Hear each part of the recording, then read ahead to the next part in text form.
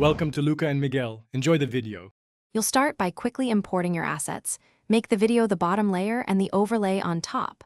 Once imported, tap the overlay layer and use transform to position and scale it. This gives you immediate visual control. Make sure to preview at normal speed because opacity affects perception. Set opacity to about 0. 5 for testing. Next, enable mask if you need shape isolation.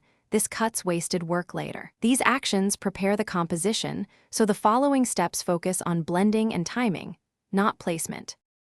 Now you'll refine how the overlay integrates.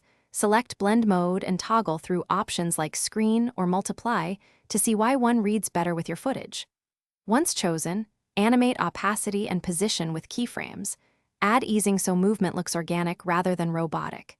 If the overlay needs shape trimming, use mask and feather its edge 1 to 10 pixels to remove hard borders.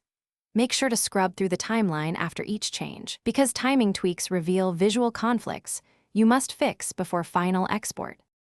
Finish by previewing the entire clip at full resolution and render a short test segment. This shows compression and color interaction in real conditions.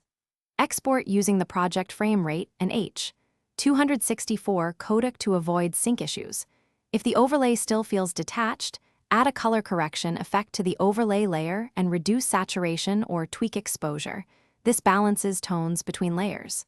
If edges flicker, check mask feathering and keyframe interpolation. Correcting those usually resolves the problem quickly. Thanks for watching and please subscribe. It's the best investment you'll ever make.